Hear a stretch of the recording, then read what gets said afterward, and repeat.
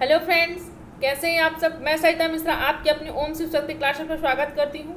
उम्मीद करती हूँ कि मेरे भाभी शिक्षक भाई बहन सभी खुश होंगे, प्रसन्न होंगे, अपनी तैयारी करने में लगे हुए होंगे। जैसा कि आप सबको मालूम है कि डेली क्लासेस यहाँ पर रात्रि के 9 बजे होती है। कितने बजे होती है? रात्रि के 9 बजे रहती है। ठीक है, इवनिंग में भी आपकी मैथ्स की क्लास रहती है। विजय सर आपकी मैथ्स की क्लास लेते हैं, तो आप डेली क्लास अटेंड कीजिए। और मैं जल्द ही 2 या 3 दिन के अंदर अंदर आपको एक और भी क्लास देने वाली हूँ जो कॉमन रहेगी, हिंदी रहेगा। उसमें डेली आपको सुबह के 9 बजे दिया करूँगी, है ना। जैसे कि ये टेट एग्जाम की भी चल रही है ये क्लासेस, और जो सुबह के 9 बजे रहेंगे सभी कॉम्पिटिटिव एग्जाम के लिए रहेगा। वो हिंदी रहेगी जो कॉमन पार्ट रहेगा, टेट एग्जाम के लिए भी, अदर भी कॉम्पिटिटिव एग्जाम के लिए आपके उस तहत मैं वो क्लास रखूंगी। ठीक है, तो मैं 2 या 3 दिन वो क्लास मैं स्टार्ट कर दूंगी सुबह 9 बजे। बस अभी आपको रात्रि के 9 बजे दे पा रही हूँ, है ना। तो कोशिश कर रही हूँ कि जल्द से भी वो क्लास मिल जाए। बाकी सभी फ्रेंड्स को जो मेरे साथ जुड़े हुए हैं उनका भी यहाँ पर नुकसान ना हो, है ना। मैं पूरी कोशिश कर रही हूँ, तो कोशिश ही कर सकती हूँ। चलिए, तो आज के सेशन की ओर चलते हैं। जैसा कि आप सबको मालूम है कि यहाँ पर कल भी हमने सीडीपी की क्लास लिया था, आज भी सीडीपी की क्लास है ना। तो मैं चाहती हूँ कि आपकी क्लास से पहले सभी की प्रैक्टिस हो जाए, यहाँ पर सीडीपी का भी हो जाए, ताकि आपको कोई भी ऐसा पार्ट ना रह जाए कि आपको छूटे। आप चाहे कॉन्सेप्ट के तहत उसको लीजिए, मैं आपको एमसीक्यू कराती हूँ, साथ ही साथ कॉन्सेप्ट भी दे रही हूँ, ताकि आप चीज़ों को समझ पाओ और ऑब्जर्व कर पाओ। ठीक है, एक क्वेश्चन से आप 4-4, 5-5 में आप यहाँ पर सोल्यूशन दे रही हूँ, है ना। तो चाहूंगी तो मैं आपको फटाफट क्वेश्चन भी दे सकती हूँ, लेकिन मैं ये नहीं बिल्कुल नहीं चाहती कि आपको कॉन्सेप्ट ना मिले। अगर आप हमसे जुड़े हैं तो मैं आपका समय बिल्कुल यहाँ पर बेकार नहीं जाने दे सकती। अगर आप लोग कहेंगे तो फटाफट क्लासेस भी आपकी यहाँ पर जल्द ही चल जाएगी, है ना, कि आधे घंटे में आपको 50 क्वेश्चन मिल जाए। क्या आप लोग ऐसा चाहते हैं? अगर आप ऐसा चाहते होंगे तो जरूर कमेंट कीजिएगा। ऐसी भी क्लासेस यहाँ पर रखी जाएंगी, लेकिन अभी ओम शिव शक्ति क्लासेस इस तरह की क्लास नहीं दे रहा है ना। तो अगर चाहेंगे तो जरूर देगा। ठीक है, अगर ऐसी क्लास पसंद है तो ऐसी भी मिलेगी। ठीक, चलिए, तो जल्दी हम यहाँ पर जितने हम सीडीपी में जितने सिद्धांत हैं, मनोवैज्ञानिकों का थोड़ा थोड़ा थ्योरी पार्ट भी हम बीच बीच में करते रहेंगे। जिस दिन आप लोग बोलेंगे उस दिन हम थ्योरी पार्ट का भी सेशन रखा करेंगे, है ना। तो सबसे पहले आप अपना टारगेट बना लीजिए आज का, है ना। आज आपको 100 प्लस या आपको 50, दो में आप ऑप्शन चूज कर लीजिए कि आपको 50 रखना है या 100, है ना। तो ये आपको मालूम है कि कल मेरा फास्ट भी आने वाला है, तो मैं कल भी आपको क्लास दूंगी, कोशिश करूंगी पूरी कि कल भी आपको यहाँ पर क्लास मिल जाए, है ना। तो ध्यान रखिए कि मैम इतना मेहनत कर रही हैं, ईमानदारी से अपना काम कर रही हैं, तो आप सबको भी अपनी ईमानदारी बिल्कुल यहाँ पर खोना नहीं है ना। तो चलिए, सबसे पहले मैं आपको समय देती हूँ, शेयर करके आइए सभी लोग, ईमानदारी सब लोग बैक होकर शेयर करके आइए, और सभी लोग लौट भी आइएगा, है ना। बैक होकर उधर चले भी नहीं जाना है। तो चलिए, यहाँ पर अगर चैनल पे नए हैं तो चैनल को सब्सक्राइब कर लीजिए, साथ ही साथ बेल आइकन प्रेस कर लीजिए, ताकि आपको डेली क्लासेस का नोटिफिकेशन मिल पाए, है ना। जितनी भी समय क्लासेस रहती हैं, तो अगर आपने ये बेल आइकन प्रेस किया है, ये वाला बेल आइकन जो आपको बेल दिख रही है, अगर आपने इसको प्रेस किया तो आपको डेली बिना मेरे लिंक भेजे हुए ही आपको क्लास की लिंक यहाँ पर मिल जाया करेगी, नोटिफिकेशन मिल जाए कि मैम की क्लास या सर की क्लास आ चुकी है ना। तो ध्यान रखिए, और आपको समय भी मालूम है कि डेली रात्रि के 9 बजे ही क्लास रहती है।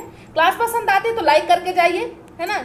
तो कोशिश तो यही है कि पसंद आए, तो लाइक यहाँ पर कीजिए, और शेयर तो आपको करना ही आपका दायित्व है, फर्ज है ना। तो ये सीडीपी का ऑल इंडिया मॉक टेस्ट चल रहा है आपका।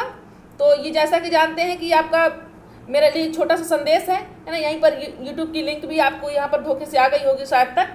तो ये आपका टेलीग्राम की लिंक भी दी हुई है, और ये आपका यूट्यूब के चैनल का भी लिंक दिया हुआ है। तो जैसा कि जानते हैं कि मैं प्रतिबद्ध हूँ आपकी तैयारी को लेकर के, तो आप सब भी प्रतिबद्ध हो जाइए अपनी तैयारी को लेकर के। तो आज के क्वेश्चन स्टार्ट करने से पहले अपने ईश्वर को नमन कर लेते हैं, अपने माता पिता को नमन कर लेते हैं, उन्हें याद करते हैं, इसके बाद अपना क्वेश्चन स्टार्ट करते हैं। चलिए, क्योंकि संसार में उनसे बढ़कर कुछ भी नहीं है ना।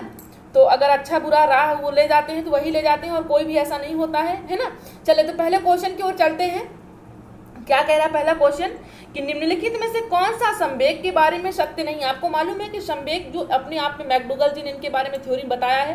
मैकडूगल जी ने कितने प्रकार का संवेग बताया? 14 प्रकार का उन्होंने टोटल बताया संवेगों को, है ना, कि हर एक व्यक्ति में वो संवेग होते हैं। संवेग एक मन की दशा होती है, आपकी एक्टिविटी होती है, आपका एक रिएक्शन होता है। जो जैसे कि आपको घर की बहुत याद आती है, अगर आप कहीं पर स्टडी कर रहे हैं, हॉस्टल पे हैं या कहीं भी अदर जगह है, आपको घर की बहुत याद आती है, तो आपको बिल्कुल मम्मी की याद आने लगती है, तो रोना भी आने लगता है कभी कभी लोगों को। तो क्या हो जाता है, वो एक संवेग है, आपके मन की दशा है ना। तो यही एक, क्योंकि बताया है मैकडूगल जी ने कि व्यक्ति में जन्मजात भी कुछ संवेग होते हैं, कुछ अर्जित भी, मतलब आपको बाहर दुनिया से भी कुछ संवेग मिलते हैं, कुछ आपको जैसे भूख है, प्यास है, रोना है, हंसना है, ये जन्मजात है, ये प्रकृति ने सबको दिया है, ये हम ही बस को नहीं, ये हर किसी को दिया है ना।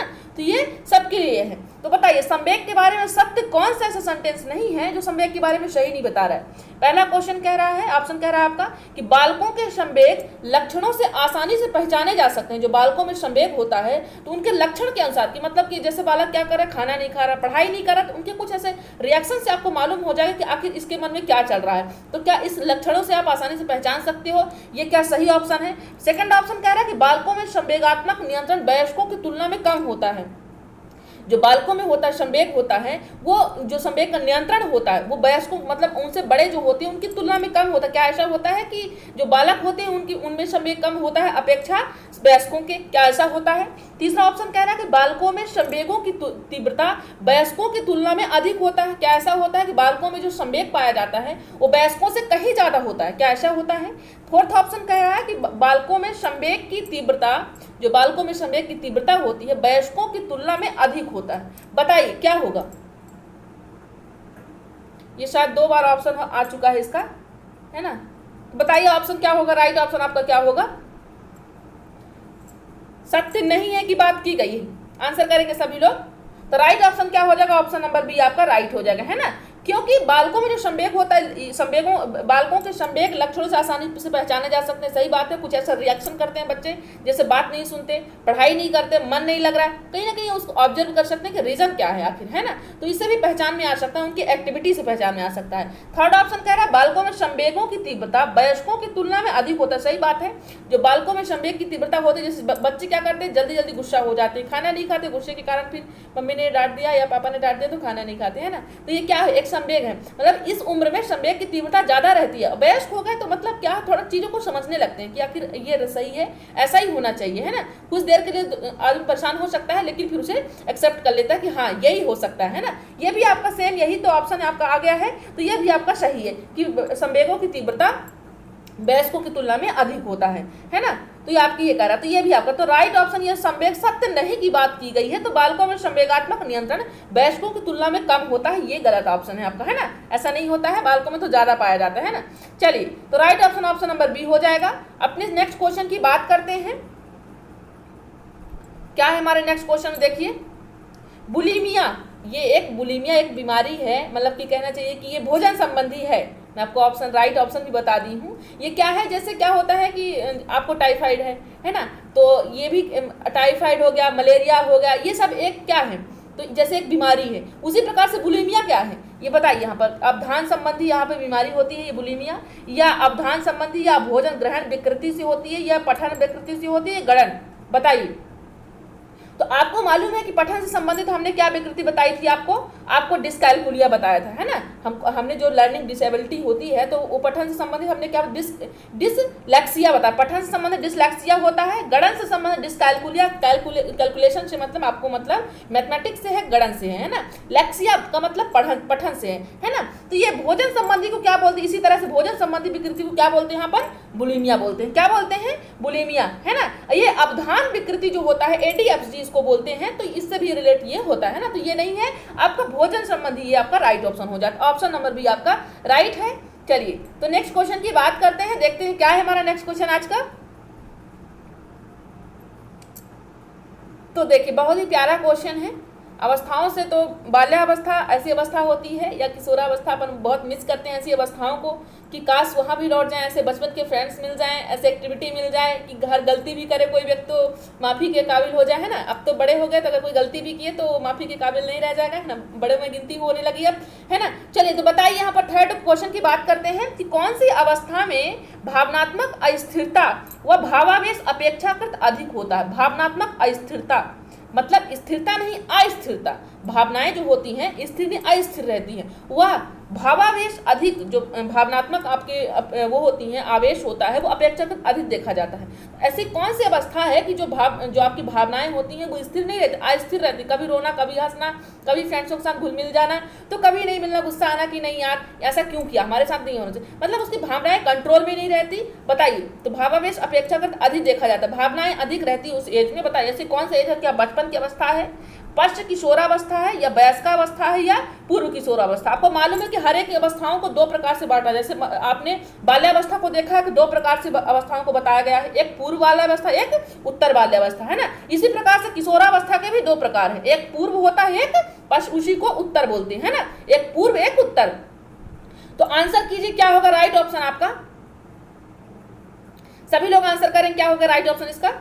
तो आपका पूर्व किशोरावस्था, आपको मालूम है कि जितनी भावनाएं होती हैं, इमोशन होते हैं, वो किशोरावस्था में ज्यादा होते हैं। तो किशोरावस्था में जैसे आपको मालूम है कि 12 वर्ष के बाद किशोरावस्था आपका स्टार्ट हो जाता है। तो अब जैसे आपको मालूम ये था कि बाल्यावस्था को दो प्रकार का, एक पूर्व ये 2 से 6 और 6 से 12 उत्तर बाल्यावस्था होगा। इन दोनों में से जैसे आपको मालूम है कि ये पूर्व हो गया, 2 से 6 वाला पूर्व हो गया, इसी प्रकार से आपको पूर्व किशोरावस्था हो गया, है ना। तो पूर्व किशोरावस्था में आपकी जो भावनाएं होती हैं वो अस्थिर रहती हैं, अपेक्षाकृत होता है ना, मतलब ज्यादा होता है। इसमें ऑप्शन नंबर डी आपका राइट हो जाएगा। चलिए तो नेक्स्ट क्वेश्चन की बात करते हैं, देखते हैं क्या है हमारा नेक्स्ट क्वेश्चन, क्या कह रहा है यहाँ पर। इनमें से कौन सी विशेषता, ऐसी कौन सी विशेषता जो किशोरावस्था अवधि की नहीं है, बताइए। यहाँ पर अवस्थाओं से क्वेश्चन बहुत ज़्यादा बनते हैं, इसलिए मैंने टेट एग्जाम का मैंने सब यहाँ पर एनालिसिस किया है, देखा है, इसीलिए मैं क्वेश्चन यहाँ पर लेकर के आई हूँ। मैं बिल्कुल नहीं चाहती कि मेरे साथी कोई भी कॉन्सेप्ट से रह जाएं। मैं आपको कॉन्सेप्ट क्लास भी जल्दी देने वाली हूँ सारे मनोवैज्ञानिकों की, जो आपके लिए इंपॉर्टेंट है। मैं नेगेटिव टर्म्स भी देने वाली हूँ कि आप उन वर्डों पर ध्यान रखिएगा जो नेगेटिव वर्ड्स आपको सीटेट हो, एमपीटेट हो, यूपीटेट हो या रीट हो, आपको बिल्कुल यूज नहीं करना है। वो 5 या 10 मिनट की वीडियो रहेगी, मैं आपको जिस दिन कहेंगे उसी दिन मैं आपको यहाँ पर दे दूंगी, ठीक है। तो आपको किसी भी चीज़ को मिस नहीं करना है, बस अपने प्रिपरेशन में लगे रहना है ना। अपने साथी को गाइड कीजिए, खुद भी रहिए। अपने आपके साथी नहीं जुड़ पाए हो ओम सरस्वती क्लासेस से तो जोड़ लीजिए, सभी साथियों को जोड़ लीजिए, अपने फैमिली मेंबर को जोड़ लीजिए। ये मेरा मकसद ये था कि जैसे आपको सिटी में तो ऐसा कुछ होता है कि जनरल आपको मिल जाता है कोचिंग, लेकिन ऐसा ग्रामीण इलाका है कि जो नहीं मिल पाता, तो कोशिश कीजिए कि अगर वहाँ के लोग भी नहीं पा रहे हैं तो वहाँ भी कोशिश कीजिए कि आप लोगों तक पहुँचाएं, है ना। एक मान लीजिए कि आप मैम का हेल्प कर रहे हैं, संदेश भेज रहे हैं, तो बस आप संदेश के तौर पर इसको आप जितना आपसे हो सके आप उसे शेयर कीजिए, है ना, मेरे बिना कहे आप शेयर कीजिए। तो ये आपकी ईमानदारी शायद अच्छी रहेगी और आपको उसको कहीं ना कहीं परिणाम भी मिलेगा, है ना। ईश्वर हर जगह होता है, हर चीज़ पर निगाहें उसकी रहती हैं कि कौन क्या कर रहा है, कौन क्या नहीं, है ना। वो हर इशारों को देखते हैं ईश्वर। तो चलिए देखते हैं, बात करते हैं क्वेश्चन की कि इनमें कौन सी विशेषता किशोरावस्था की अवधि की नहीं है, बताइए। पहला ऑप्शन है तीव्र शारीरिक विकास एवं परिवर्तन है, सेकंड है भावनात्मक प्रवृत्तियों का उच्च होना है, थर्ड है विपरीत लिंग की ओर अधिक आकर्षण है, फोर्थ क्या कह रहा है कि स्पष्ट एवं स्थिर आत्म प्रत्यय। बताइए तो जो किशोरावस्था की विशेषता है इनमें से तो कौन सी नहीं है, बताएं। सभी लोग आंसर करेंगे। राइट आंसर क्या होगा, आपको मालूम है किशोरावस्था की जो अवधि होती है उसमें तीव्र विकास भी होता है, शारीरिक विकास भी होता है, मानसिक विकास, बच्चा ऑब्जर्व करने लगता है चीज़ों को, भावनात्मक प्रवृत्तियां भी ज़्यादा रहती है ना, मतलब जल्दी भावुक हो जाता है, गुस्सा हो जाता है, बातें नहीं सुनता है ना। तो पॉजिटिव टर्म्स भी होते हैं, नेगेटिव टर्म्स, हर एक एज के पॉजिटिव टर्म्स भी होते हैं, नेगेटिव भी होते हैं, है ना। तो ये भी होता है। विपरीत लिंग की ओर अधिक आकर्षण, जैसे आपको बहुत सारे फ्रेंड्स हैं कि लड़की जो है अपनी फ्रेंड्स बनाना चाहेंगे, लड़के जो है अपने फ्रेंड्स बनाना चाहेंगे, अपना अपना ग्रुप बनाना चाहेंगे, है ना। तो ये अलग अलग अपना टोली बनाने लगते हैं, ये लोग ग्रुपिंग में रहते हैं, तो इनको सब कुछ ये पसंद आने लगता है। कौन सी अवस्था में, किशोरावस्था में। अब होता क्या नहीं, ये स्पष्ट एवं स्थिर आत्म प्रत्यय, स्थिरता इसमें इस अवस्था में नहीं रहती है ना, उतनी स्थिरता स्पष्टता नहीं रहती है। आत्म प्रत्यय स्वयं के बारे में इतनी स्थिरता नहीं रहती, मतलब चीज़ों को इतना ऑब्जर्व कोशिश करता है लेकिन उतना सफल नहीं हो पाता कि हमारे लिए क्या सही है ना। चलिए तो राइट ऑप्शन क्या हो जाएगा, ऑप्शन नंबर डी हो जाएगा, क्योंकि बाकी सब आपके ऑप्शन राइट है, ये सब होते हैं। और ध्यान रखिएगा ये जरूरी नहीं है कि आपकी किशोरावस्था से यही आपका क्वेश्चन बन जाए, आपसे ये भी पूछ सकता है कि कौन सी ऐसी अवस्था है जहाँ पर तीव्र शारीरिक विकास होता है, शारीरिक विकास होता है, भावनाएं जो भावनाएं की प्रवृत्तियां होती हैं वो उच्च होती हैं, कौन सी अवस्था है। तो आप क्या ऑप्शन करोगे, यहाँ पर आप किशोरावस्था टिक करोगे। तो आपको ध्यान रखना है क्वेश्चन भी बदल भी सकता है ना, ये डायरेक्ट यही नहीं पूछ सकता कि यही। आपको ये मालूम होना चाहिए कि ऑप्शन जो आपके पास 4 दिए, इन्हीं 4 ऑप्शन में से एक ही ऑप्शन आपका दूसरा क्वेश्चन में बन जाएगा जो आपका राइट रहेगा। तो आपको ध्यान रखना है कि आखिर कॉन्सेप्ट क्या है किशोरावस्था के, बाल्यावस्था के, शैशवावस्था की कॉन्सेप्ट, क्योंकि इन अवस्थाओं से आप एग्जाम से एनालिसिस कर लीजिएगा कि मैम क्या कह रहे हैं, 2 से 3 नंबर आपके क्वेश्चन बनने हैं। तो आपको बिल्कुल ये कॉन्सेप्ट मिस नहीं करना है आपको, है ना। 2 से 3 नंबर आपके रखे हुए हैं, अगर आपको यकीन नहीं तो आपके जाकर प्रीवियस ईयर क्वेश्चन देख लीजिए, है ना।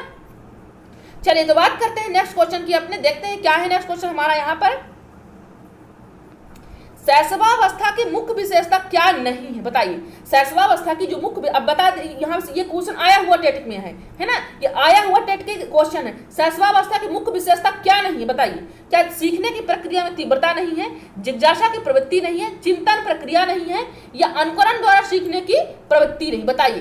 क्या नहीं होती इस अवस्था में, क्या नहीं होता, ऐसा कौन सा ऑप्शन है जो शैशवावस्था में नहीं पाया जाता है? आंसर करें सभी लोग। बहुत इंपॉर्टेंट क्वेश्चन आज का है, क्योंकि सभी अवस्थाओं से बने हुए क्वेश्चन है, तो आपके टेट एग्जाम के लिए बहुत इंपॉर्टेंट है ना। तो राइट ऑप्शन क्या हो जाएगा? चिंतन प्रक्रिया। आपको मालूम है कि जैसे जीन पियाजे ने थ्योरी दिया है, मूर्त अवस्थाएं बताए उन्होंने, अमूर्त अवस्थाएं बताए, है ना। तो 7 से 11 जो मूर्त की अवस्थाएं होती हैं, इसमें बच्चा क्या करता है? चिंतन प्रारंभ करता है 7 से 11 वर्ष वाली, है ना। और ये जो शैशवावस्था की है, ये 0 से 2 वर्ष की है ना। तो ये आपको मालूम होना चाहिए कि इस अवस्था में बच्चा चिंतन तो नहीं करेगा, है ना। हाँ, अनुकरण करता है जरूर, कि भैया अगर भैया बड़ा है तो भैया ऐसा काम कर रहा है तो मैं भी पीछे पीछे, अगर भैया रोड पे घूमने जा रहा है या वॉलीबॉल कुछ भी कर रहा है, एक्टिविटी कर रहा है, भैया कर रहा है, छोटा वाला भाई भी वो करने लगे, तो भैया ऐसा कर रहा है तो मैं भी करूं, क्योंकि अवस्था उसकी कैसी रहती है? शैशवावस्था, है ना।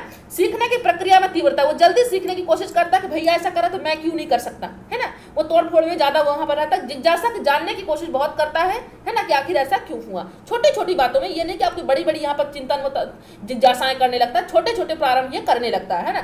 चिंतन प्रक्रिया इसमें विकसित नहीं हो पाती, है ना। ये कब से होती है? ये 7 से 11 वर्ष जीन पियाजे की थ्योरी में। ध्यान रखिएगा, जो मैं आपको कॉन्सेप्ट दे रही हूँ या आपको एनालिसिस कर लीजिएगा यूट्यूब पे कहाँ पर मिलता है ना। तो मैं बहुत मेहनत करती हूँ आपके लिए यहाँ पर, है ना। और मेहनत करने के बाद आपको सेशन लेकर के आती हूँ, बिल्कुल वो कॉन्सेप्ट छोड़ने नहीं, मैं खुद यहाँ पर मेहनत करती हूँ, पढ़ाई करती हूँ, इसके बाद मैं आपको यहाँ पर कंटेंट दे रही हूँ। तो आप ध्यान रखिए, कोई भी कॉन्सेप्ट आपको छोड़ना नहीं है। मैं क्यों करती हूँ, इतना मेहनत क्यों कर रही हूँ? आप सबके लिए कर रही हूँ ना। तो आप सब अपनी ईमानदारी दिखाइएगा और आप सब लोगों तक पहुँचाइए। मेरा ये संदेश है कि आप घर के कोने कोने तक पहुँचाइए, है ना। मेरा एक संदेश समझ लीजिएगा कि मैम की तरफ से है, तो ये आपको बिल्कुल करना है। और मेरे साथी कर भी रहे हैं, ऐसी बात नहीं कि आप लोग करते नहीं। मैं बहुत खुश हूँ आप सबसे, है ना। इसीलिए मैं कोई भी सेशन छोड़ नहीं रही हूँ, और कल भी चाहती हूँ, कल मेरा फास्ट रहेगा तब भी मैं आपको कल सेशन दूंगी यहाँ पर, है ना। पूरी कोशिश करूंगी कल मैं आपको आपका यहाँ पर क्लास दे पाऊँ, है ना। चलिए बात करते हैं नेक्स्ट क्वेश्चन की, देखते हैं क्या है।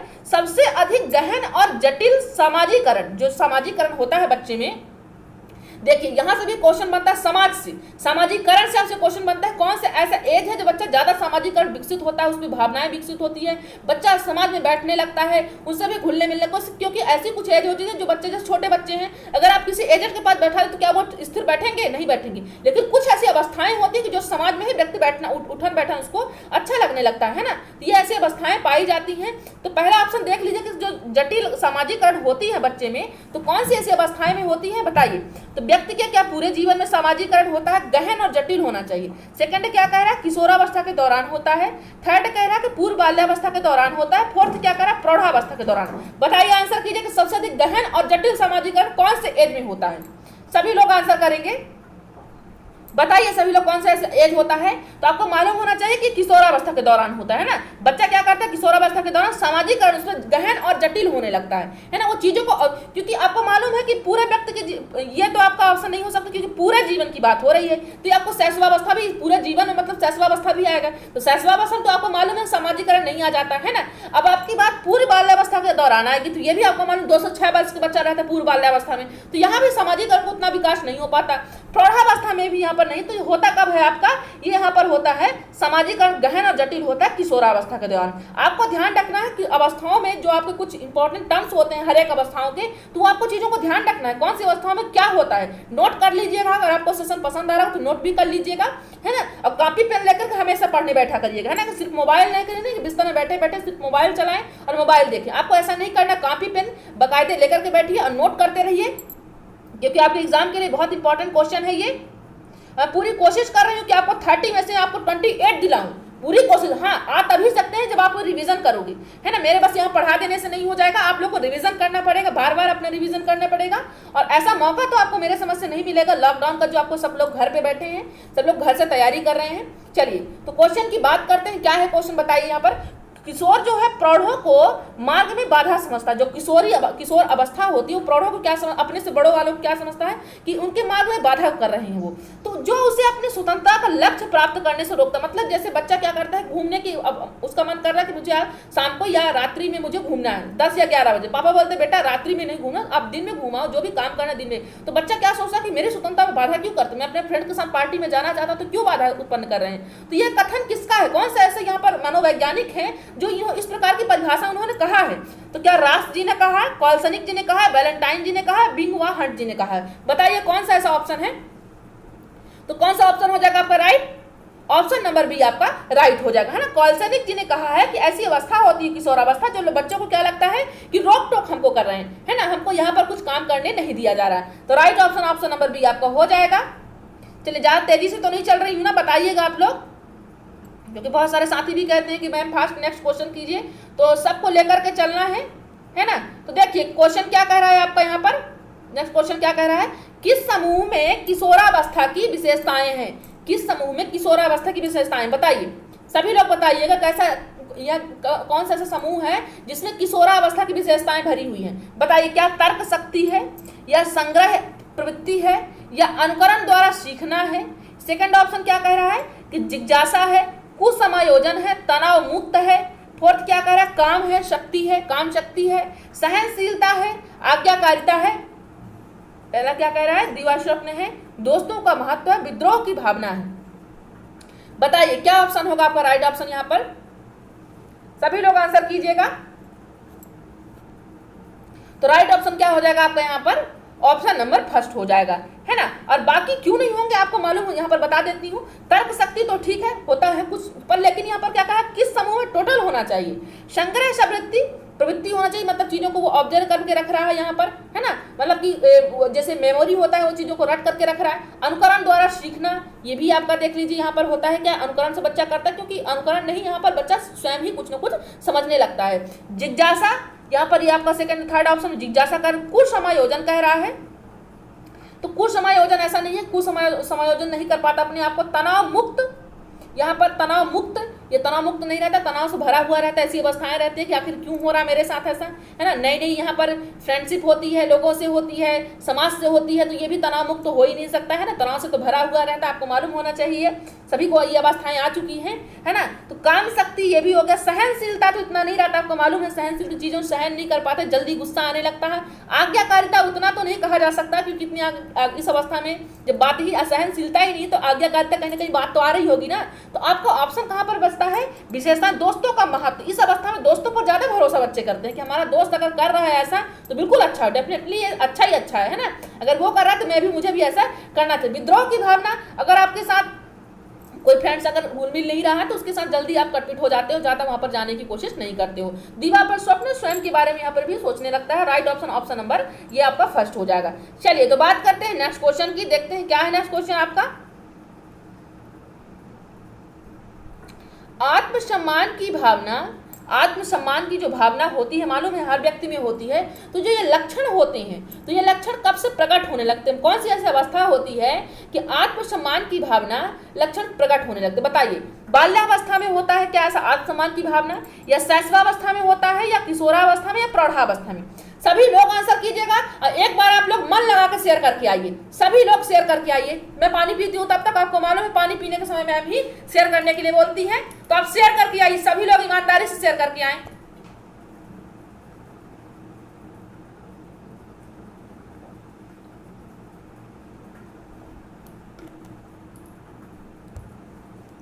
बताइए तो क्या होगा, आत्मसम्मान की भावना लक्षण प्रकट होने लगती है, कौन सी ऐसी अवस्था होती है, तो वो कौन सी ऐसी अवस्था है, वो बाल्यावस्था है ना। यहाँ पर क्या होता है आत्मसम्मान, जैसा कि मालूम है कि आपको किशोरावस्था में तो हो ही जाता है, ठीक, तो लेकिन किशोरावस्था के पहले कौन सी होता है, बाल्यावस्था होती है। तो लक्षण इसमें आते हैं, जो लक्षण है टोटल नहीं, सिर्फ इससे कुछ ना कुछ लक्षण आने लगते हैं कि आखिर मेरे साथ भी ऐसा होना चाहिए, मुझे भी स्थान मिलना चाहिए। बाल्यावस्था में ये प्रकट होने लगता है, स्वयं की यहाँ पर आत्मसम्मान की भावना जागृत होने लगती है ना। तो यहाँ पर मैस्लो जी ने बात की है आवश्यकता का पदानुक्रमित सिद्धांत भी, कि बच्चे यहाँ पर पहले तो आदमी यहाँ पर आवश्यकताएं होती है, भूख प्यास रहता है, वो तो जन्मजात होता ही है सब में, रोटी कपड़ा मकान की इच्छा होती है, फिर व्यक्ति क्या चाहता है कि समाज में हम घुल मिलने लगे, फिर इसके बाद स्वयं की भी आत्मसम्मान की भी भावना जागृत हो कि मुझे भी एक न स्थान मिलना चाहिए। तो राइट ऑप्शन क्या हो जाएगा, ऑप्शन नंबर ए आपका फर्स्ट हो जाएगा।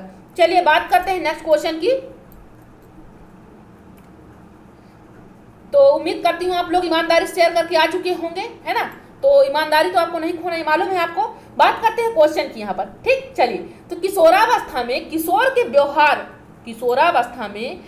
के व्यवहार व मनोवृत्ति पर सबसे अधिक प्रभाव पड़ता है। जो किशोरावस्था में किशोर होते हैं तो उनके व्यवहार में मनोवृत्ति मतलब उनकी मन की दशा में तो अधिक प्रभाव पड़ता है। तो किसका अधिक प्रभाव पड़ता है, उनके मन के प्रभाव में, उनके व्यवहार में जो प्रभाव पड़ता है, तो किसके द्वारा ज्यादा प्रभाव पड़ता है किशोरावस्था में।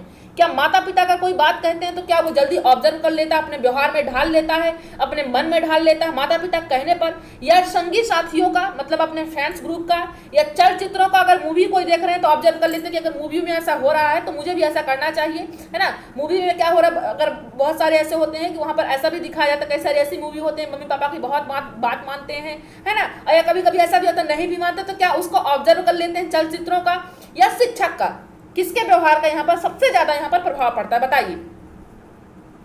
तो कौन सा ऑप्शन है यहाँ पर, ऑप्शन नंबर बी, संगी साथियों का। अगर साथी हमारा क्या कर रहा है कि अगर इस प्रकार का ड्रेस बनवाया है तो जल्द ही अगला फ्रेंड्स भी क्या करेगा कि अगर मेरा साथी ऐसा पहन रहा है, ऐसा कर रहा है, तो मुझे भी ऐसा करना चाहिए, यार वो ऐसा कर रहा है तो मैं क्यों नहीं कर सकता हूँ ना। तो ये किशोरावस्था में आता है, आपको ध्यान रखना है इस चीज पे।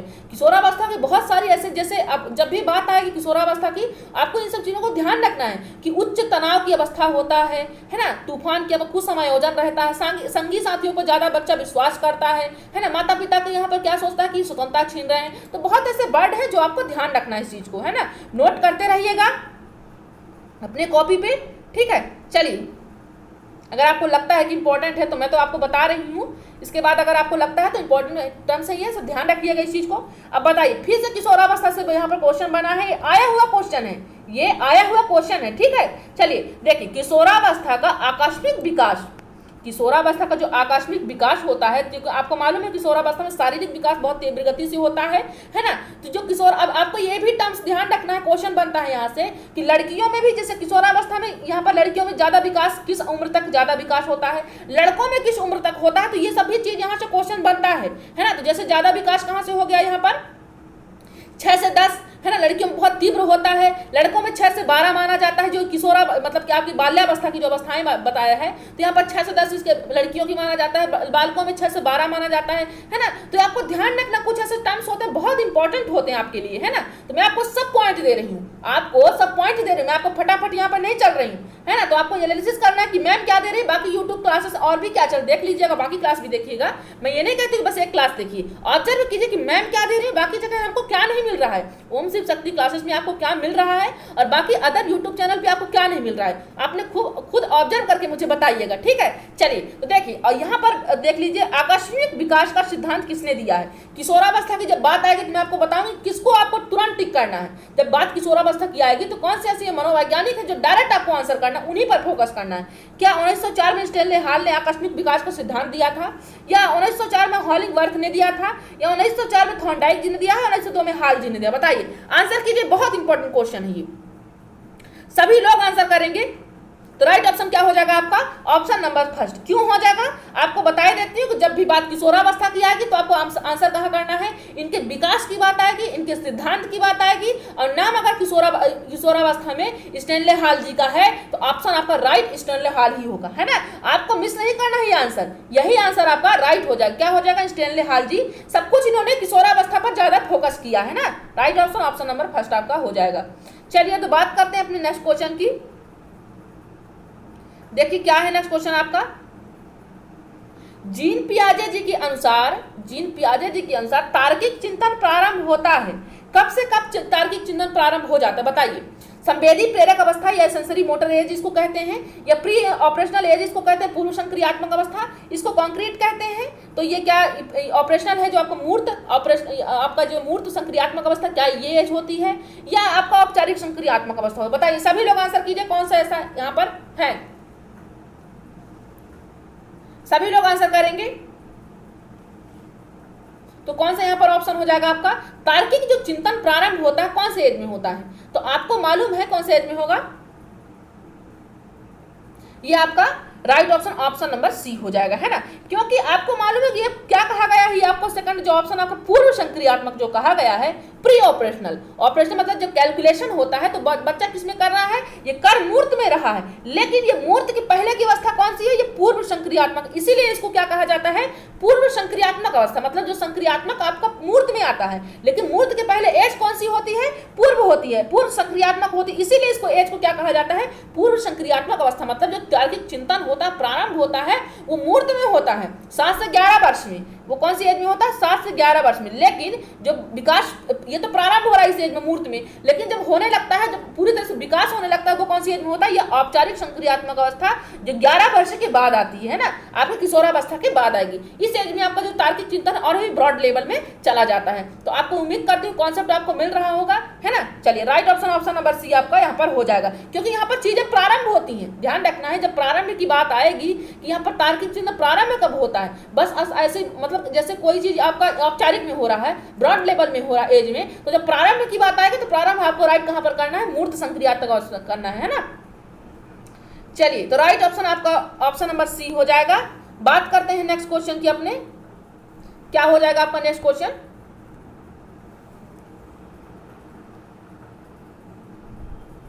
तो बताइए यहाँ पर नेक्स्ट क्वेश्चन, यहाँ पर आंसर कीजिएगा सभी लोग, बताइए कि छिपी हुई वस्तुएं, जो छिपी हुई वस्तुएं होती हैं उसको ढूंढ निकालना, छिपी हुई वस्तुओं को ढूंढ निकालना इस बात का संकेत है, किस बात का संकेत, जो छिपी हुई, जैसे कुछ वस्तुएं, जैसे लुका छिपी खेल भी होता है ना, लुका छिपी खेल आपने बचपन में जरूर खेला होगा, हम सब ने खेला है, तो बताइए कि लुका छिपी का जो खेल है, या लुका छिपी जैसे कोई वस्तुएं छिपा दिया कोई, तो इस वस्तुओं को ढूंढ निकालना, उन वस्तुओं को ढूंढ निकालना इस बात का संकेत है कि शिशु जो है निम्नलिखित में से किस संज्ञानात्मक कार्य में दक्षता प्रदान प्राप्त करने लगता है। बताइए, अगर चीजों को छिपा रहा है बच्चा, है ना, कि बताइए कहां पर है, छिपा देता है, या लुका छिपी खेल खेल रहा है, तो उसमें कौन सी ऐसी दक्षता है जो प्रारंभ होने लगती है, उसमें क्या प्रयोग करना वो सीख रहा है, या समस्या समाधान का यहाँ पर कार्य कर रहा है, या स्वाभिप्राय व्यवहार कर रहा है, व्यवहार को यहाँ पर व्यवहार यहाँ पर उसमें उत्पन्न होने लगता है, या बस अस्थायित्व। तो बताइए, तो आपको मालूम हो जाए, यहाँ पर आंसर आपको मालूम हो गया होगा, तो राइट ऑप्शन क्या हो जाएगा, ऑप्शन नंबर डी हो जाएगा। क्यों हो जाएगा, तो जो बस जब आपकी छिपी वस्तुओं से आएगा, आपको क्वेश्चन क्या आएगा, छिपी वस्तुओं से आएगा, या फिर आपका जैसे चीजें नहीं है लेकिन उसके होने का आभास होता है आपको, तो भी वो क्या है, जैसे छिपी वस्तुओं तो आपने छिपा दिया, वस्तुओं को आपको दिख तो रही नहीं है, तो वो भी क्या है चीजें है नहीं, लेकिन उसका आपको आभास हो रहा है बच्चे को, तो ये क्या कहलाएगा, इस तरह का आभास क्या है, ये बस अस्थायित्व कहलाता है, मतलब वस्तुएं है नहीं लेकिन उसके होने का आभास होता है। ये कौन बताया है आपको, इस तरह थ्योरी, अपने थ्योरी में कौन यहाँ पर डिटेल में बताया है, जीन पियाजे ने अपनी थ्योरी में बताया है ना, कि बच्चा होता नहीं वहां पर चीजें, लेकिन वो अपने उसको महसूस होने लगता कि नहीं मम्मी है नहीं यहाँ पर, लेकिन होती नहीं वहां पर मम्मी, लेकिन वो रोता है कि नहीं यहीं आसपास मम्मी है और मम्मी आ जाएगी। राइट ऑप्शन क्या हो जाएगा आपका, ऑप्शन नंबर डी हो जाएगा। चलिए तो बात करते हैं अपने नेक्स्ट क्वेश्चन की, देखते हैं क्या है नेक्स्ट क्वेश्चन आपका। सभी लोग आंसर करेंगे और सभी लोग ईमानदारी से शेयर भी करेंगे, ठीक है। चलिए, किशोर किशोरियों के संदर्भ में, किशोर व किशोरियों के संदर्भ में सर्वोत्तम समूह चयनित कीजिए, जो आपका सबसे अच्छा समूह है यहाँ पर, तो उसके बारे में बताइए कि यहाँ पर ऐसे समूह में यहाँ पर किशोर व किशोरों में उत्पन्न होने लगता है। तो ऑप्शन चयन कीजिए, आप सभी लोग आंसर चयन करेंगे। तो पहला ऑप्शन आपका क्या कह रहा है, यहाँ पर तार्किकता कह रहा है, क्या कह रहा है आपका, तार्किकता। सेकेंड क्या कह रहा है, अमूर्त चिंतन कह रहा है। थर्ड क्या कह रहा है, निर्णय शक्ति कह रहा है। फोर्थ क्या कह रहा है आपका, बताइए फोर्थ क्या कह रहा है, निर्णय शक्ति। फिर ये सेकंड ऑप्शन क्या है, आदर्शवादी है। फिर श्रेष्ठ समायोजन है, फिर स्वसम्मान है। फिर तीसरा ऑप्शन क्या कह रहा है, दर्शन।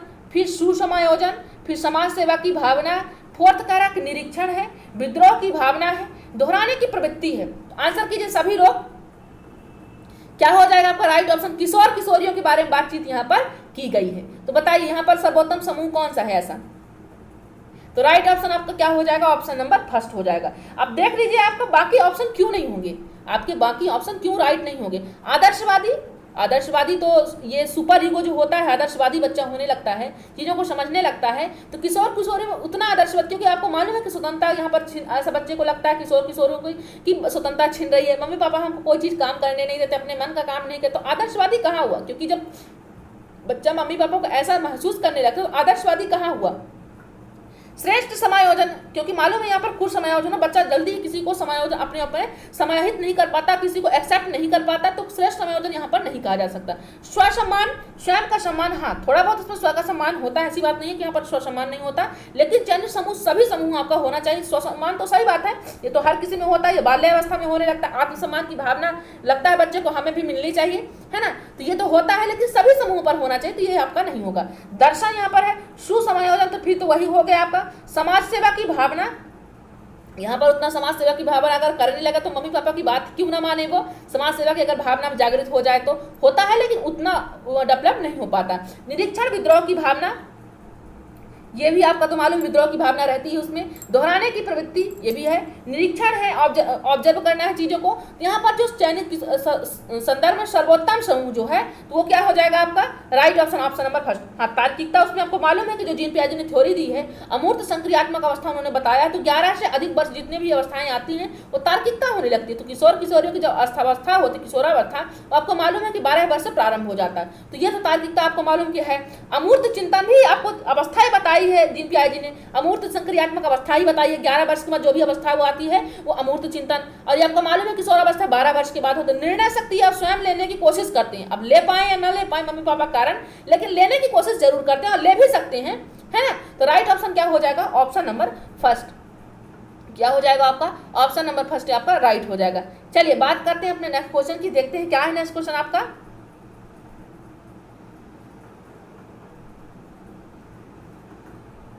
देखिए तो क्या कह रहा है यहाँ पर, किसने यह दावा किया है, यहाँ पर कौन से मनोवैज्ञानिक है जो दावा किए हैं कि सभी भाषाओं में होने वाले कुछ सार्वभौमिक गुण जन्मजात होते हैं। जो भाषा, सभी भाषाओं में जो भाषाएं होती हैं तो जो कुछ सार्वभौमिक गुण होते हैं जो बच्चे सीखते हैं, तो कुछ क्या होता है सार्वभौमिक गुण, कुछ ना कुछ गुण क्या होते हैं उसमें। जन्मजात की बात किसने की है, आपको ध्यान रखना है। जब बात जन्मजात की आएगी तो मैं आपको बता रही हूँ कि आप भूलिएगा इस चीज को, आप इस चीज को भूलना नहीं है कि क्या आपको ऑप्शन करना है। जब बात भाषाओं की आएगी, बात जन्मजात की आएगी, तो आपको कौन से मनोवैज्ञानिक को डायरेक्ट आपको टिक करना है, आपको आगे पीछे देखना नहीं है।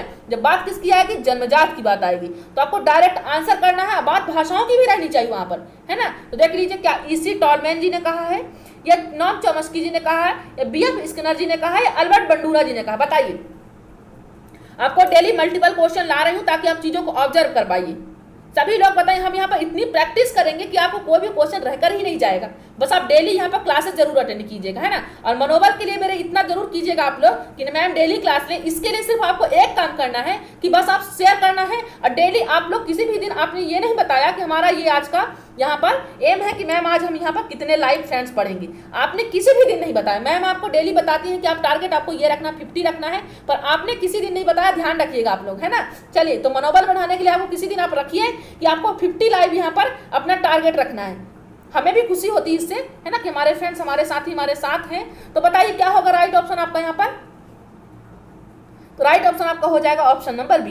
जब बात आपकी भाषाओं की आएगी, बात आपकी जन्मजात की आएगी, तो राइट ऑप्शन क्या हो जाएगा आपका। चॉम्स्की जी ने कहा है कि इन्होंने क्या कहा है कि एक एलईडी व्यक्ति में क्या होता है, तंत्र पाया जाता है। एलईडी नाम का एक तंत्र पाया जाता है जो हर एक व्यक्ति में होता है, और वो जन्मजात होता है। जो इसी के कारण, वो इस तंत्र के कारण ही भाषाओं को ऑब्जर्व कर लेता है। कैसे, जन्मजात ही कर लेता है ना। तो ये इन्होंने भाषाओं पर इन्होंने इस तरीके से फोकस किया है। इनका ये नहीं कहना कि अनुकरण करता है या कुछ और करता है, इनका कहना है कि बच्चे में जो भाषा का विकास होता है वो जन्मजात होता है, और किस तंत्र के कारण होता है, वो एलईडी के कारण होता है। Right option option number B आपका राइट हो जाएगा, है ना। चलिए, तो बात करते हैं नेक्स्ट क्वेश्चन की अपने। तो पानी पी लेती हूं, तब तक आप लोग आंसर करिए सभी लोग।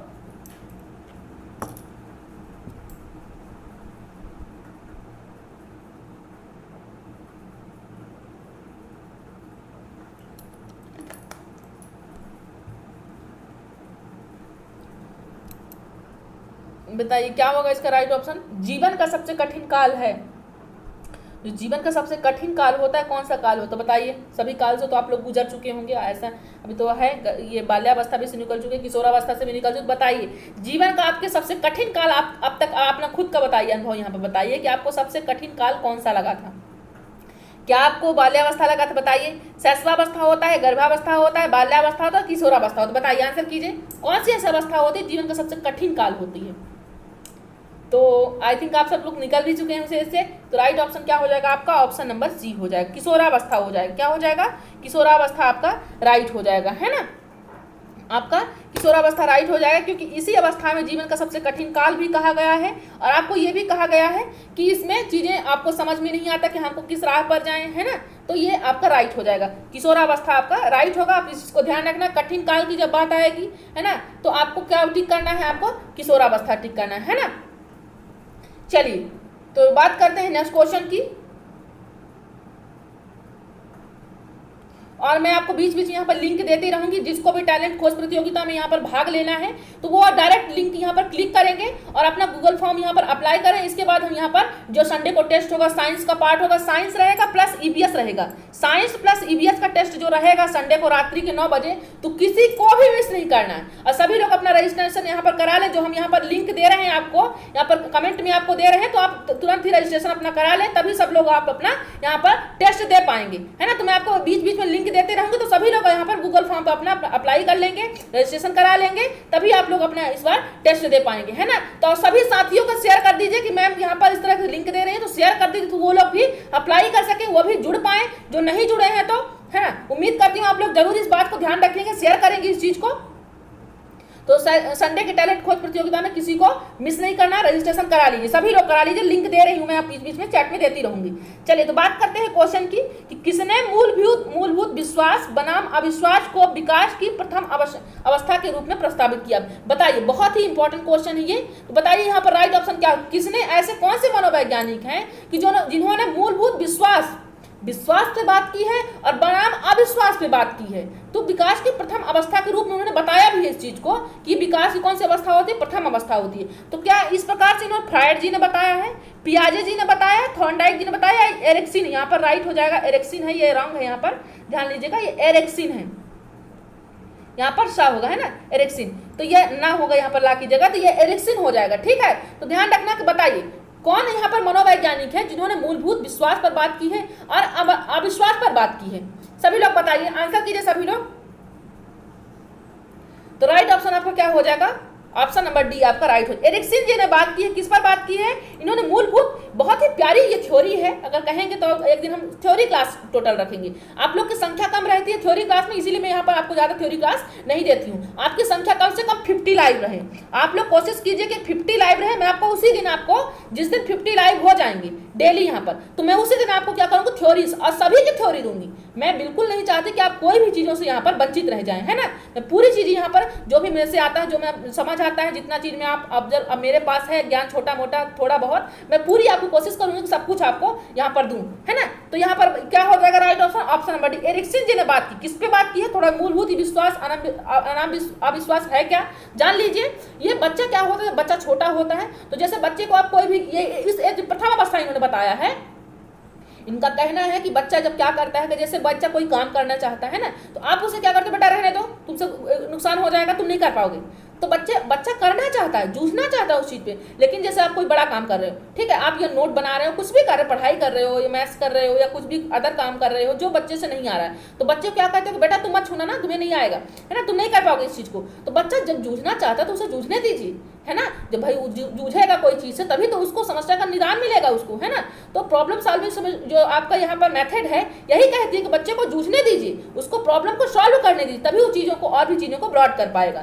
तो इन्होंने यही थ्योरी पर बात की है कि जब आप बच्चे कोई भी कार्य नहीं करने देते हो, कहते हो नहीं तुमसे नहीं आ पाएगा, तो बच्चा क्या सोचता है कि शायद मैं ये काम नहीं कर, क्योंकि विश्वास बना करके तो वो आपसे काम करना चाहता है आपके साथ, लेकिन आप कहते हो नहीं ये नहीं कर पाओगे, तो उसमें किसकी भावना जागृत हो जाती है, वो अविश्वास, अपने आप पे विश्वास बना, उसमें जो पहले मूलभूत रहता है विश्वास कि मैं ये काम कर पाऊंगा, लेकिन आप क्या कह देते हो, नहीं कर पाओगे, तो उसमें कौन सी भावना जागृत होने लगती है, अविश्वास के, शायद मैं ये काम नहीं कर सकता, इसीलिए मुझे ये मम्मी या मेरी दीदी या मेरे फ्रेंड्स नहीं करने देते। तो राइट ऑप्शन क्या हो जाएगा, ऑप्शन नंबर डी। इस तरह की थ्योरी भी इन्होंने बात की, बहुत ही प्यारी थ्योरी है, हर एक एज की इन्होंने बताया है, इन्होंने हर एक एज की अवस्थाओं के विशेष गुण बताए कि इस अवस्थाओं में क्या पाया जाता है, क्या व्यक्ति सोचता है ना। तो right option option number D हो जाएगा। चलिए तो बात करते हैं अपने नेक्स्ट क्वेश्चन की, देखते हैं क्या है नेक्स्ट क्वेश्चन हमारा यहाँ पर। तो नेक्स्ट क्वेश्चन यहाँ पर आंसर कीजिए सभी लोग। जन्म के समय शिशु क्यों रोता है, बताइए। बताइए सभी लोग आंसर करेंगे इस चीज का कि जन्म के समय शिशु क्यों रोता है। बताएं सभी लोग, क्या भूख के कारण रोता है, या पीड़ा के कारण रोता है, या भय के कारण रोता है, या वातावरण में परिवर्तन के कारण? किसके कारण बच्चा यहाँ पर नवजात शिशु क्यों रोता है? भूख लगती है इसलिए रोता है, उसे दर्द होता है, पीड़ा होती है इसलिए रोता है, या डरता है भय के कारण ये इसलिए रोता है? क्या होगा राइट ऑप्शन आपका? सभी लोग आंसर करेंगे, बहुत आसान सा क्वेश्चन है। तो राइट ऑप्शन हमारा क्या हो जाएगा? ऑप्शन नंबर डी हो जाएगा, है ना। क्या हो जाएगा? Option number D. वातावरण में परिवर्तन के कारण वो बच्चा रोता है ना। शिशु क्यों रोता है? वातावरण, क्योंकि वो नया वातावरण में जन्म लेता है, उसे चीजें सब कुछ नई लगती हैं, उसी वातावरण में थोड़ा बहुत जब उसे भूख लगती है तब भी वो रोता है, लेकिन जब वो नया वातावरण पाता है तो वो भी वातावरण के कारण ही वो रोता है। तो जो आपका भूख है, पीड़ा है, भय है, सब कुछ इसमें इंक्लूड हो जाएगा, ऑप्शन नंबर डी में आपका इंक्लूड हो जाएगा। और आपका जो ये वातावरण जो बताया है यहाँ पर, तो वातावरण का सेंस ये है कि जब बच्चा नई दुनिया में आता है, नया जन्म लेता है, तो उसे नई सब कुछ नया लगता है, इसलिए वो ज्यादा भयभीत होकर के रोता है। तो राइट ऑप्शन नंबर डी हो जाएगा, है ना। नए माहौल में रहता है तो वो धीरे धीरे ढल जाता है, तो फिर कम रोता है, लेकिन शुरू में ज्यादा रोता है बच्चा, है ना। तो कुछ ऐसे फ्रेंड्स होंगी जो जानती होंगी इसके बारे में, है ना। तो चलिए यहाँ पर नेक्स्ट क्वेश्चन देखते हैं। तो आपको ध्यान रखना है संडे की जो टैलेंट खोज प्रतियोगिता किसी को मिस नहीं करना है। रात्रि के 9 बजे आपका होगा, साइंस प्लस ईवीएस पार्ट रहेगा। तो किसी भी साथी कोई भी कंपटीशन एग्जाम कोई भी प्रिपरेशन कर रहा है तो सबको सूचित कर दीजिए, क्योंकि सभी के लिए बहुत इंपॉर्टेंट सेशन रहेगा। अब बहुत इंपॉर्टेंट क्वेश्चन मैं रखने वाली हूँ इसमें, है ना। तो रजिस्ट्रेशन करा लीजिए, मैं लिंक आपको देती रहूंगी, और अपने सभी साथियों को सूचित भी कर दीजिएगा, है ना। बहुत सारे साथी जो रजिस्ट्रेशन करा भी चुके हैं और जो नहीं करा पाए हैं वो जल्द ही इसमें से रजिस्ट्रेशन कर ले, है ना, तभी वो लोग टेस्ट इस बार दे पाएंगे। चलिए, तो मिथ्या परिपक्वता काल कहा गया है। अब देखिए यहाँ पर काल की कितनी बात हो रही, कितने क्वेश्चन बन रहे हैं कि ऐसी कौन सी अवस्था होती है जहाँ पर मिथ्या झूठ का जो परिपक्वता हो, तो परिपक्व हो जाता है, विकास होता है उसमें, तो ऐसे कौन सा काल होता है? क्या शैशवावस्था होता है, या प्रौढ़ावस्था होता है, या बाल्यावस्था होता है, किशोरावस्था? आंसर करेंगे सभी लोग, आंसर करेंगे। क्या होगा राइट ऑप्शन? सभी लोग बताइए क्या होगा आपका राइट ऑप्शन? मिथ्या परिपक्वता का जो काल होता है, किस ऑप्शन में आपका राइट है? कौन सा ऐसा ऑप्शन है जो उस एज को कहा जाता है? तो ये राइट ऑप्शन क्या हो जाएगा आपका? बाल्यावस्था। बाल्यावस्था में बच्चा क्या करता है? छोटा मोटा झूठ भी बोलता है ना, कि कहीं मम्मी पिटाई ना करे, खेलने जाना है तो नहीं जाने दे रही मम्मी, तो इस चीज को ध्यान रखना है, ठीक है। तो ये कौन सी अवस्था होती है? मिथ्या परिपक्वता। इसी को क्या कहते हैं? मिथ्या परिपक्वता, छद्म और मिथ्या या परिपक्वता काल भी इस एज को बाल्यावस्था को कहा गया है ना। अलग अलग मनोवैज्ञानिकों ने अलग अलग डेफिनेशन दी है। तो मैं आपको छोटे छोटे यहाँ पर 2 या 4 मिनट के जो आपके 5-10 मिनट से ऐसे कुछ रहेंगे जो वीडियो क्लिप देने वाली हूँ आपको, जो उसमें सभी मनोवैज्ञानिकों की परिभाषाएं रहेंगी, तो आप चीज़ें भी यहाँ पर पढ़ लीजिएगा। और आप लोग टेलीग्राम जरूर ज्वाइन कर लीजिए ताकि आपको चीज़ें मिल सके, आप रिविजन कर सको। आप लोग टेलीग्राम जितने भी फ्रेंड्स यहाँ पर जुड़े हैं, जितने लाइव हैं, जो आपके दोस्त नहीं टेलीग्राम में जुड़ पाए, सबको जोड़ लीजिए, है ना। और आपको रजिस्ट्रेशन सभी लोग करा लीजिए रजिस्ट्रेशन, ताकि आप लोग टेस्ट दे पाएं। चलिए, तो बात करते हैं अपने नेक्स्ट क्वेश्चन की। देखिए क्या है आपका नेक्स्ट क्वेश्चन। खेल के मैदान में कौन सा विकास होता है? जब आप यहाँ पर ग्राउंड में जाते हो, प्ले ग्राउंड में खेलने जाते हो, तो उस ग्राउंड में आपको कौन कौन सा विकास होता है? सभी लोग आंसर करेंगे। क्या शारीरिक विकास होता है, या मानसिक विकास होता है, या सामाजिक विकास होता है, या उपयुक्त सभी होता है? बताइए, आंसर कीजिए सभी लोग, कौन सा विकास होता है खेल के मैदान में? तो अब तक तो सभी वैसे भी खेल के मैदान में जा चुके होंगे, मालूम हो चुका हो कौन कौन सा विकास होता है ना। इस टाइप के क्वेश्चन पहले भी कर भी चुके हैं। तो आपका वहाँ पर शारीरिक विकास भी होता है ना। तो आप यहाँ पर जैसे खेल रहे हो, दौड़ भी रहे हो, तो आपका एक्टिव हो रहा है, आपका बॉडी पूरा, है ना। तो वो भी वहाँ पर क्या होता है? शारीरिक विकास होता है, स्वस्थ महसूस करते हो। मानसिक विकास भी होता है आपका, सामाजिक विकास भी होता है। क्यों होता है ये सभी? क्योंकि वहाँ पर अकेले तो आप खेलते नहीं, वहाँ पर बहुत सारे लोग होते हैं, सोशल होता है, वहाँ पर आपसे बड़ी टीम होती है, आपसे छोटी टीम भी होती है, आपके कोच भी होते हैं। तो आपको सारी चीज़ें कहीं ना कहीं आपको सामाजिक भावना का वहाँ पर भी विकास होता है, मानसिक भावना का भी होता है, और आपका शारीरिक तो होता ही है ना। तो राइट ऑप्शन क्या हो जाएगा आपका? ऑप्शन नंबर डी आपका राइट हो जाएगा। ध्यान रखना आपको, ऑप्शन नंबर, जब बात खेल के मैदान की आएगी तो आपके सभी आंसर, आपके शारीरिक विकास भी होता है, मानसिक विकास भी होता है, सामाजिक विकास भी होता है। तो राइट ऑप्शन क्या होगा? ऑप्शन नंबर डी हो जाएगा। चलिए बात करते हैं अपने नेक्स्ट क्वेश्चन की, देखते हैं क्या है नेक्स्ट क्वेश्चन आपका यहाँ पर। सभी लोग आंसर करते रहिएगा, और सभी लोग लिंक पे अपना रजिस्ट्रेशन करा लें साइंस के लिए, साइंस प्लस ईवीएस के लिए, टेस्ट के लिए, जो संडे को रात्रि के 9 बजे। कितने बजे? रात्रि के 9 बजे संडे को मिस नहीं करना है किसी को भी क्लास। रात्रि के 9 बजे की क्लास को किसी को मिस नहीं करना है ना। चलिए तो अगर आपके साथी फेसबुक पे हैं, व्हाट्सएप पे हैं, तो उनको बता दीजिए कि रजिस्ट्रेशन की लिंक है, शेयर कर दीजिए, तो वो लोग भी जुड़ पाएंगे, है ना। चलिए बात करते हैं अपने क्वेश्चन की। देखिए क्या है क्वेश्चन, क्या कह रहा है कि विकास के संदर्भ में जो आपका डेवलप होता है उसके संदर्भ में कौन सा गलत कथन यहाँ पर चयन कीजिए। जो कथन है, गलत कथन यहाँ पर बताया गया है, उस कथन को आप चयन कीजिए।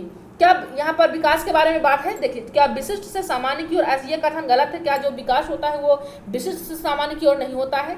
सार्वभौमिक प्रक्रिया, या सभी में जो प्रक्रिया होती है सार्वभौमिक रूप से चलती है। जैसे विकास ये नहीं कि किसी पर्टिकुलर किसी एक व्यक्ति में होता है, विकास मनुष्य में भी होता है, जीव जंतुओं में भी होता है, पशु पक्षियों में भी होता है, सभी में विकास सार्वभौमिक प्रक्रिया, विकास जो है सार्वभौमिक प्रक्रिया होती है, जीवन पर्यंत चलती रहती है और सभी में होता है। ये जो विकास होता है वो सभी के लिए, तो ये सार्वभौमिक प्रक्रिया। क्या ये कथन गलत है? वर्तुलाकार गति, जो आपको हम बता चुके हैं कि जो आपकी विकास की जो गति होती है वो कैसी होती है? वर्तुलाकार होती है ना। आपके सभी प्रकार के सभी मांसपेशियों का विकास होता है, तो किसी पर्टिकुलर सिर से ही नहीं होता है ना। तो हर एक पार्ट का विकास होता है, तो विकास की जो आपका आप एंगल बनाएंगे तो वो क्या होगा? वर्तुलाकार होगा। विकास जो है यहाँ पर सिर से पैर की ओर क्या होता है? बताइए, आंसर कीजिए क्या होगा यहाँ पर। अब पूछ क्या रखा है यहाँ पर? गलत कथन पर आपको ध्यान रखना है। क्या है? गलत कथन, रॉन्ग आंसर पर यहाँ पर आपको ऑप्शन पर यहाँ पर टिक करना है। आंसर कीजिए सभी लोग, क्या हो जाएगा राइट ऑप्शन आपका?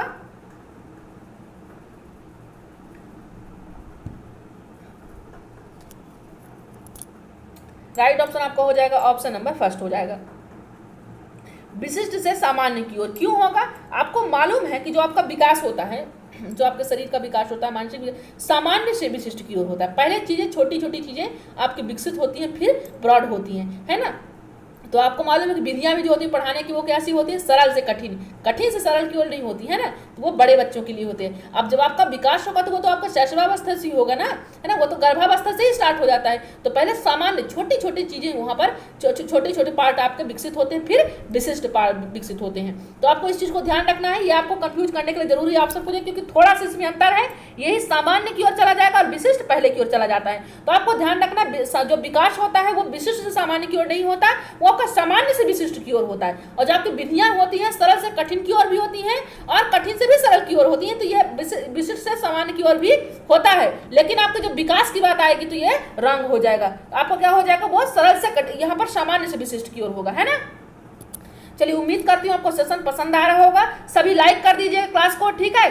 सभी क्लास को यहाँ पर लाइक करना है और रजिस्ट्रेशन करना किसी को नहीं भूलना है, नहीं तो टेस्ट नहीं दे पाएंगे आप सब लोग। जो यहाँ पर आपको कमेंट बॉक्स में आपको टेलीग्राम यहाँ पर लिंक दे रही हूँ, है ना, रजिस्ट्रेशन की जो लिंक दे रही हूँ, सभी लोग उसमें गूगल फॉर्म भर लीजिए, है ना। चलिए बात करते हैं नेक्स्ट क्वेश्चन की। देखते हैं क्या है नेक्स्ट क्वेश्चन। बताइए, विकास जो होता है केवल एक ना होकर के चारों ओर से होता है।